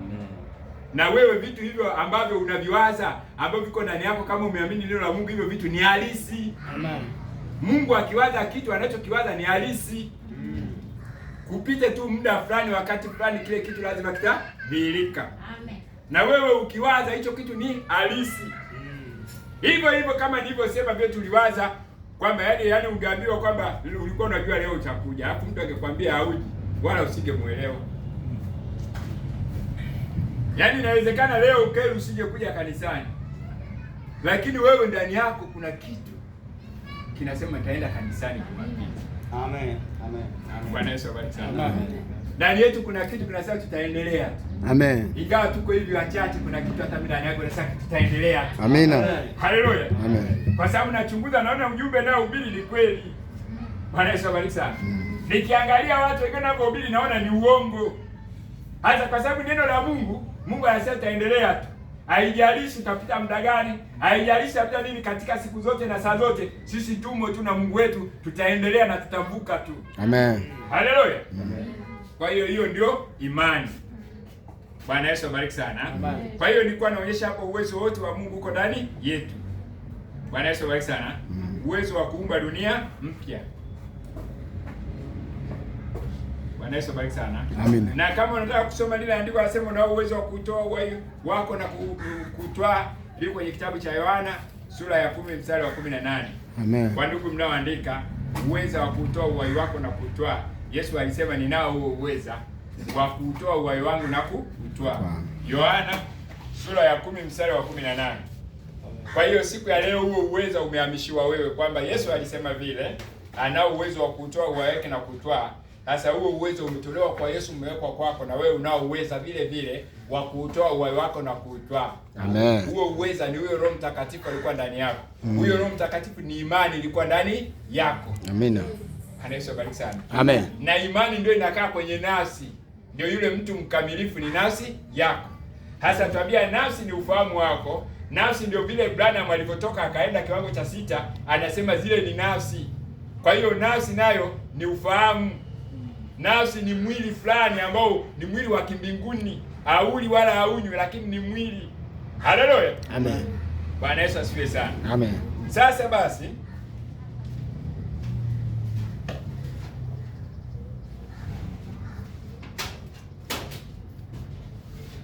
paragrafu ya 9 nisome kidogo. Anasema hivi, paragrafu ya 9. Naruka. Vema, sasa jambo pekee linalokupasa kufanya kuelea juu zaidi katika uponyaji, kuwa tu na imani zaidi. Nini tu? Endelea tu kuisukuma, unaona? Na haya basi, sasa basi, wewe ni mgonjwa, wewe ni Mkristo, kuwa Mkristo halisi, kuwa Mkristo sasa hivi, ili kwamba hizo nguvu za uponyaji zitakuja ndani yako. Kwa kuwa Mkristo, na hiyo itakuwa imani kuelea juu ya dhambi. Itakupa imani na kila kitu unachohitaji katika safari hii kimo kimo mumo ndani yako sasa, na jambo pekee unalopaswa kufanya ni kumwamini Mungu. Hilo linasukuma hayo mambo mazuri kutoka ndani yako ambayo yamo ndani yako kwa Roho Mtakatifu. Mnaelewa? Mnaelewa dhahiri sasa? Mmelipata? Bwana Yesu abariki sana. Amen. Haleluya. Amen. Yaani hapa anachozungumza anaonyesha ni kama vile wewe ni kama vile mti mdogo wa matunda. Sasa huko mdogo bado matunda hayapo, lakini ndani ya huo mti kuna matunda. Bwana Yesu abariki sana. Amen. Sasa ili haya matunda yatokee ni kuendelea kusukuma hiyo imani. Kama ndio kama mti inabidi upate maji, umwagiliwe, uendelee kukua. Sasa wewe kama ni mti sasa, kuendelea kupata hivyo vitu ni kuendelea kuamini, kuendelea kusoma neno la Mungu, kila unachoona unakiamini. Bwana Yesu abariki sana. Hata siri haya mambo kama tunafundisha anakuwa anachanganya mambo ya unyakuo, mambo ya nini, tunategemea kuona mambo makubwa, si ndio? Siri yake anasema nabii, usihangaike na mambo mengi. Wewe siri yake wewe ni kujinyenyekeza kwenye neno la Mungu. Kila neno la Mungu lilichosema unafanya. Kila sehemu imesema fanya hivi unafanya. Unaacha yale ya ulimwengu, unashika neno lilichosema. Unapoendelea hivyo, kuna mambo yataendelea kufunguka, kuna vitu utaendelea kuviona. Bwana Yesu abariki sana. Shida watu sasa wako kinyume na neno la Mungu, lakini wanaenda kubishana kuhusu neno, yaani wataalamu. Neno la Mungu hawafuati, akiona shindana utaalamu wa kusema maneno ya Mungu. Ndio shida inakuwepo hapa.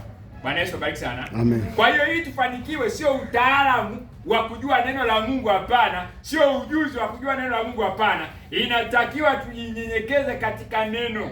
Sisi tujiondoe njiani, tumtangulize Kristo na tufuate vile Kristo anasema, ambaye ni neno.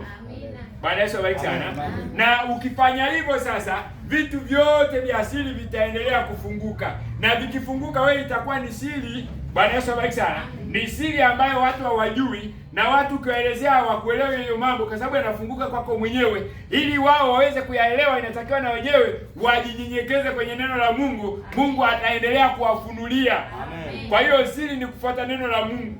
Amen. Watu wanaongea neno la Mungu pasipokuwa na Roho Mtakatifu, ndio shida. Wanakuwa ni wataalamu tu na wajuzi fulani. Amen. Bwana Yesu asifiwe sana. Amen. Haleluya.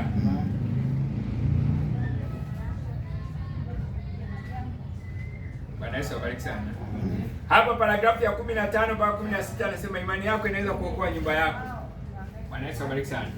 Kwa hiyo ukiamini unaweza kuokoa mtoto wako, unaweza kuokoa kwa imani. Kwa hiyo mambo yote mazuri unayopata, kama ni mke wako, kama ni watoto unataka waokoke, hiyo imani ya kuokoa mke wako iko ndani yako. Sio kwamba hapa anasema sio kwamba kwa kuokoka kwako ndio naye kaokoka, hapana.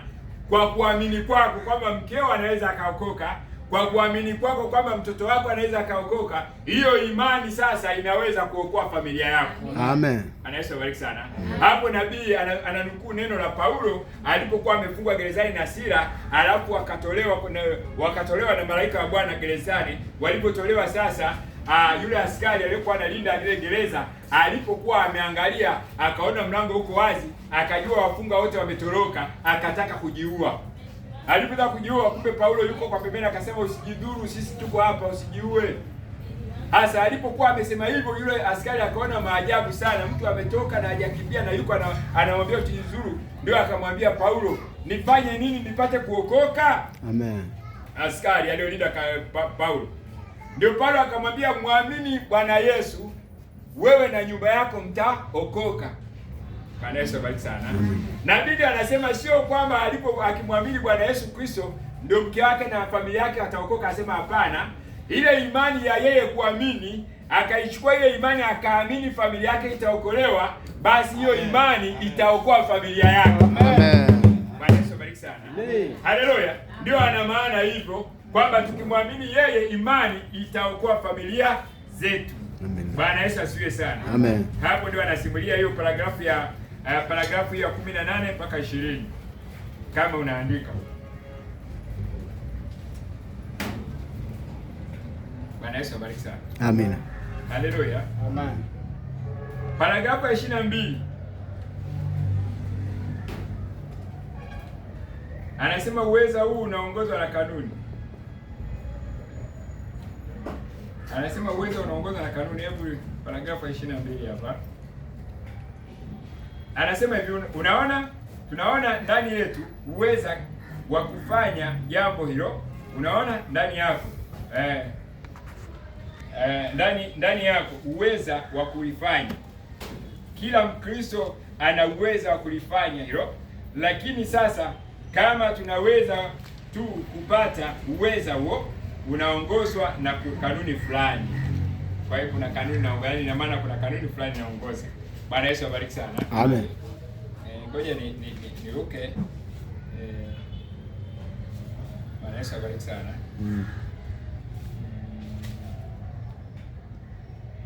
Hapa kwenye andiko hili la Marko, hebu nisome tu na hapa paragrafu ya 26. Paragrafu ya 26 anasema hivi, vema, hivyo ndivyo ilivyo na kanuni ya Mungu. Kanuni ya Mungu ni imani. Nasi tuna imani hapa asubuhi ya leo, kuponya maradhi yote, kufanya lolote, lakini inaongozwa na kanuni fulani. Kwa kanuni hiyo ni imani. Kanuni hiyo ni imani. Kanuni ya Mungu ni imani. Yesu alisema lolote mtakalo mnapoomba, kama mnaweza kuamini, mmelipokea, litakuwa lenu. Haya basi, kwa hiyo imani ndiyo inayoliongoza, nasi tunapewa imani kulingana na vile tunavyohitaji. Sasa inatubidi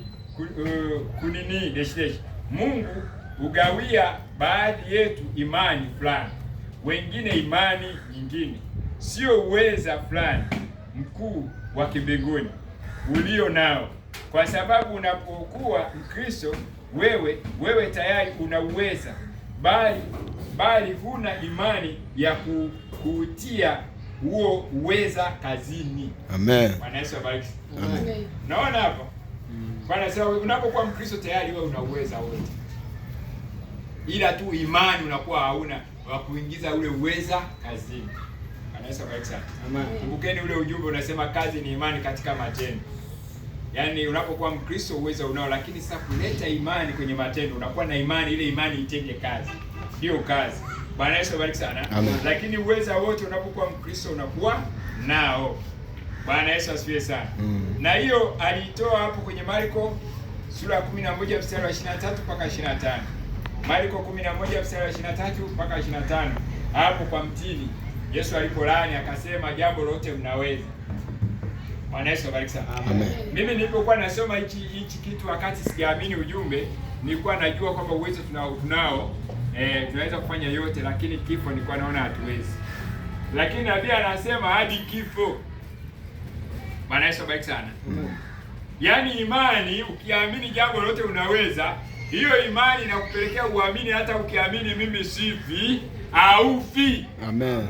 Bwana Yesu abariki sana. Amen. Kwa sababu kifo ndio kitu kikubwa sana ambacho wanadamu wanaona ni kikubwa, kwamba sasa kifo hicho ndio anakiogopa, lakini imani hiyo aliyosema Yesu, jambo lolote mkitaka mkasali mkaamini, linakuwa la kwenu. Sio vitu tu vya kawaida, hadi mauti ukiamini haufi. Amen. Bwana Yesu abariki sana. Haleluya. Yaani hapo utapata kwamba kumbe hapo tumerudishwa pale Eden, Adam kabla hajala tunda, kwamba alikuwa anaishi milele, nasi tumerudishiwa pale, tuko pale, kila kitu tumerudishiwa, mauti ilishaondolewa, hatufi, lakini sisi sasa hatuamini kama tumerudishwa Eden.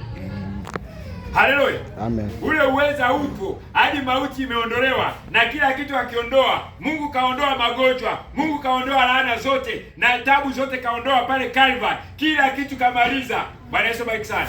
Siku ile pale Calvary Yesu ndio aliponya magonjwa yote. Yesu alirudisha kila kitu pale Calvary. Bwana Yesu bariki sana. Amen. Haleluya. Amen. Sio leo hii. Bwana Yesu bariki sana. Amen. Yaani leo hii mtu kama anaumwa anaomba anapona, sio Mungu anakuja kumponya leo hii, ni yeye mwenyewe leo hii anapata ufunuo kwamba aliponywa pale Calvary, na akiamini anapona. Amen. Bwana Yesu abariki sana. Amen. Kwa hiyo alichokifanya Yesu pale Calvary ni kama vile tu ambavyo, Bwana Yesu abariki sana, ni kama vile alivyosema zaeni mkaongezeke. Alisema kule, aliwaambia kina Adam kule, alisema zaeni, sijui kwa uchungu mtazaa, sijui walipofanya kosa. lile neno Mungu aje kusema tena, tayari wanadamu wanazaliwa mpaka leo lile neno linatenda kazi. Watu wanapata shida, watu wanapata tabu, kwa sababu Mungu alitamka mara moja tu, ile shida inakuja. Hasa vile alitamka mara moja kule kwamba watazaa kwa uchungu, sijui watafanya nini na nini, na pale Calvary alisema imekwisha. Amen. Bwana Yesu bariki sana. Amen. Lile neno imekwisha tayari alirejeza kila kilichopotea pale Eden. Mungu akaa amekirejeza. Sisi sasa kazi yetu ni kuamini tu. Kwa hiyo ukiamini unapona, ukiamini unafufuka, ukiamini kila kitu unapata. Haleluya. Sio Mungu anakuja leo, hapana. Leo tunafunuliwa tu kwamba haya yote Mungu alishamaliza pale Calvary. Kila kitu kiliisha. Amina. Bwana Yesu abariki sana. Watu wanafikiri kwamba eti Mungu anakuja kuponya wagonjwa leo hii. Hapana. Mungu haji kuponya wagonjwa leo hii. Sisi kazi yetu wahubiri ni kuwakumbusha wanadamu kwamba yote yalimalizwa pale Calvary. Amina. Bwana Yesu abariki sana. Amen. Nadhani hayo yako kwenye ujumbe siku ile pale Calvary. Nabii alihubiri siku ile pale Calvary. Bwana Yesu abariki sana. Amen. Na nabii wetu anatuambia kama walimwengu wote wangeamini neno sasa hivi, wangeamini ujumbe, watu wote ulimwenguni kama vile wanavyopenda mpira. Anasema sasa hivi dunia ingebadilika, ingekuwa paradiso. Yaani ingekuwa Eden. Ndio utagundua kitu wanachopambana kwenye siasa, kuchagua rais atuongoze vizuri, sijui na nini. Hawajapata ufunuo kwamba huyo rais mzuri ni neno, ni ujumbe. Amen. Kwamba kumbe wakiamini ujumbe, ujumbe una kila kitu wanachokitaka. Amina. Bwana Yesu asifiwe sana. Amen. Haleluya. Amen. Sisi sasa tunafunuliwa hicho kitu kwamba ujumbe una kila kitu. Bwana Yesu abariki sana. Mimi ninaposoma haya, Bwana Yesu abariki sana. Naona tunahangaika, uchumi unahangaika na maisha sasa hizi. Hali ngumu, tunapambana kweli. Bwana Yesu abariki sana. Sasa mimi ninaposoma haya nilipopata ujumbe, yani ndani yangu kuna kitu ambacho kiko kinasema kwamba mimi naweza kuishi pasipo mfumo huu. Bwana Yesu abariki sana. Yaani kama vile Elia alivyosema mvua isinyeshe miaka 3.5, na kweli mvua ikawa hainyeshi. Lakini akawa kwenye kijito. Kwenye kijito kule kunguru akawa anaenda anamletea nyama. Bwana Yesu abariki sana. Pale alikuwa anaishi kimiujiza. Mfumo ulishakataa. Kwa hiyo sisi ni watu wa design ile. Amen. Kama ulimwengu hautaendelea mbele, kama ulimwengu hautakataa, hapa tuna neno tumeamini, ili neno linasema litatuvusha. Kwa hiyo tunaweza tukaishi bila kutegemea mfumo uliowekwa na mwanadamu. Haya maisha ni mfumo umewekwa na mwanadamu. Hasa leo tunaambiwa kwamba ule mfumo uliowekwa na Mungu wa kuumba ulimwengu wote kwa imani, ule mfumo sasa ni ubatizo wa Roho Mtakatifu ndani yako. Ukiingia wewe umeingia kwenye mfumo wa kimbinguni, unaweza kuishi pasipo kutegemea mfumo wa kibinadamu. Haleluya. Amen. Na huo mfumo wa kimbinguni tunakumbushia kwamba ndio lile jiwe aliloliona Danieli kule likaja kuponda huu mfumo miguu. Huu mfumo ukawa takataka, ukapondeka, ukaja upepo ukaangamiza. Hasa lile jiwe lililokuja kuponda ni mimi na wewe, kwa sababu lile jiwe lilikuwa ni Kristo, na huyo Kristo ni ujumbe uliohubiriwa na ndugu William Marion Branham. Tayari kwa maneno niko na ponda hapa, lakini haya maneno ukiyachukua akakaa ndani yako, hiyo itakuvusha kwenye shida na tabu zote za mbele yako. Amen. Haleluya. Usiangalie mtu, angalia neno ambalo linahubiriwa. Hilo peke yake linatosha kukuvusha wewe kwenye shida na tabu, pasipo kutegemea mfumo wa wanadamu, wa siasa na tawala za kidunia. Wewe ni mtu mwingine tayari, wewe uko kwenye mfumo ule wa Mungu. Amen. Mungu aliyeumba mbingu na nchi yuko ndani yako. Huyo anaweza kukuvusha katika shida zote na tabu zote za dunia. Haleluya. Mungu muumba mbingu na nchi anakaa ndani yako. Tunaambiwa uweza wote uko ndani yetu. Bwana Yesu asifiwe sana.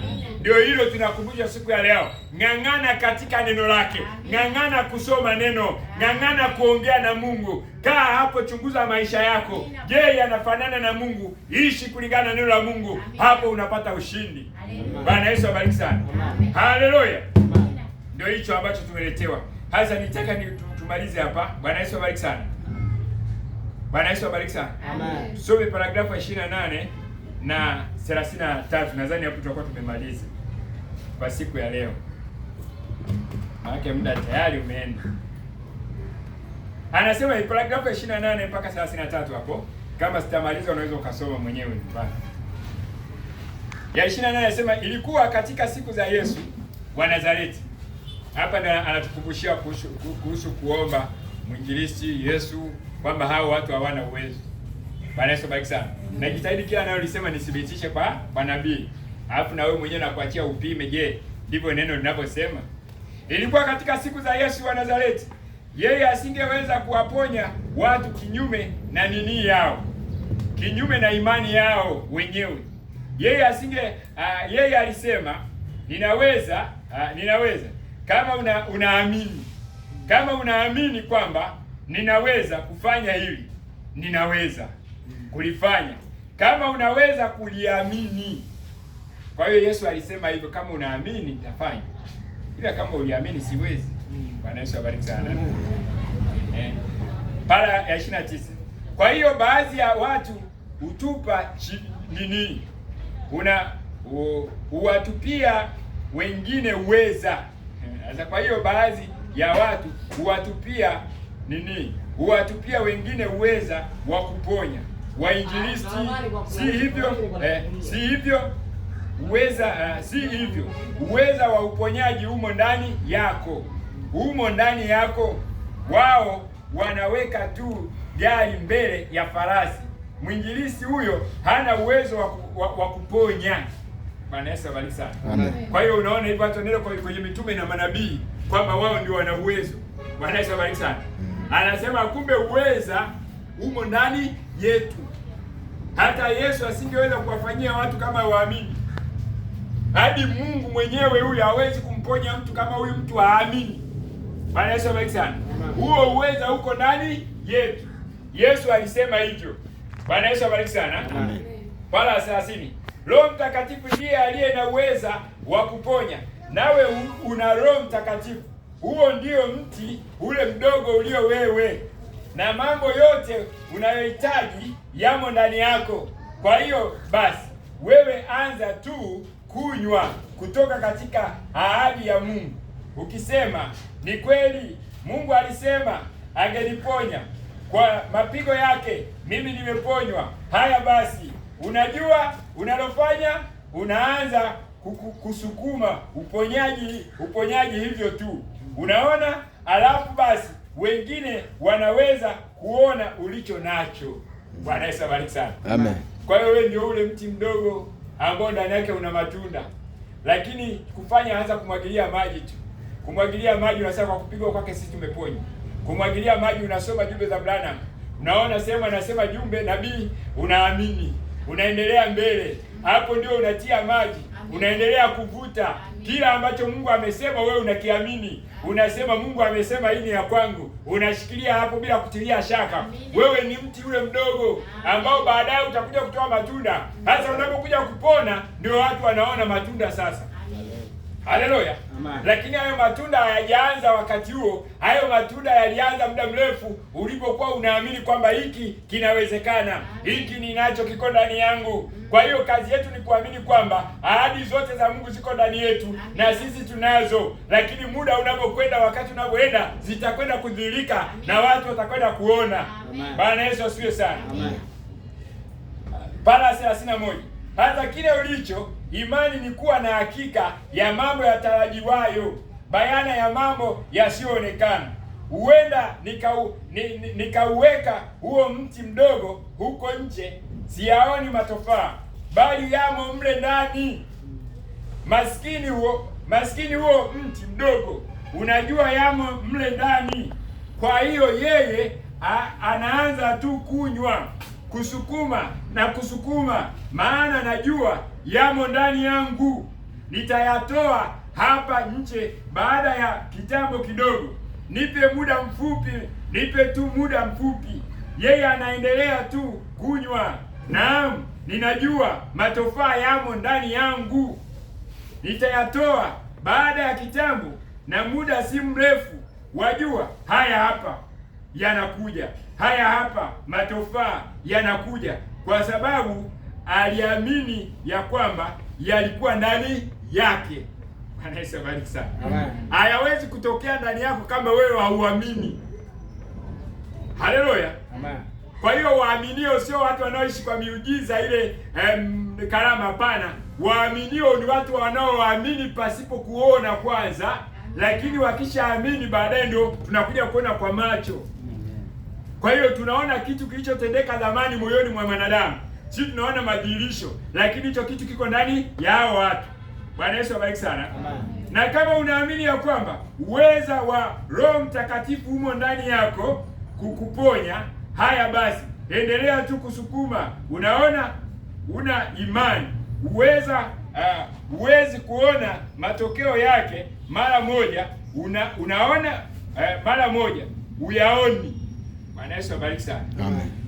Kwa hiyo tunaona kwamba kumbe Mungu alituumba, yaani siri kubwa ambayo tunapata hapo, kumbe Mungu alituumba sisi ili sisi tuwe Mungu. Bwana Yesu abariki sana. Adamu alitutoa kwa Mungu, Yesu anaturudisha kwa Mungu. Haleluya. Amen. Kwa hiyo alituumba sisi ili sisi tuwe Mungu. Ndio maana aliweka mfumo wa kuzaa kwamba kila mbegu izae kwa jinsi yake. Huo mfumo wa kila mbegu izae kwa jinsi yake akaweka mifano ili tujifunze. Mifano hiyo aliumba mbegu ndogo ndogo za mimea ili tujifunze vile zinazaliana, kwamba kila mbegu inajizaa. Baadaye akaumba wanyama, na hao wanyama aliyoumba, wanyama huwa wanajizana wenyewe. Hiyo yote ni mifano, lakini kusudi kubwa Mungu aliweka hapa ili tupate ufunuo kwamba kama vitu vyote vinavijizaa na neno la Mungu ni mbegu. Kwenye kitabu cha Luka sura ya 8 mstari wa 11, neno la Mungu ni mbegu. Hii mbegu ambayo neno la Mungu, ambayo neno la Mungu ni Mungu, inapasa ijizae. Sasa siku ya leo unafunuliwa wewe, kama unaamini neno la Mungu, ili neno limekuzaa wewe, na kama wewe umezaliwa na neno, kila kilicho neno kiko ndani yako. Amen. Haleluya. Kila kitu ambacho Mungu alikitamka kiko ndani yako. Ni wewe tu kuchukua na kuamini. Ni wewe tu kuchukua neno la Mungu na kuamini. Hicho kitu siku zinavyoenda kitakuja kudhihirika. Haleluya. Bwana Yesu abariki sana. Hilo ndio tunaloletewa siku ya leo. Kwa hiyo wewe amini tu, wala usiache neno la Mungu, litakwenda kudhihirika. Na nabii anasema ndani yako wewe una uwezo wa kuumba ulimwengu mpya. Kila kilichotamkwa kiko ndani yako, kila Mungu alichowaza kiko ndani yako. Haleluya. Bwana Yesu abariki sana. Basi tuinuke, muda umetuacha.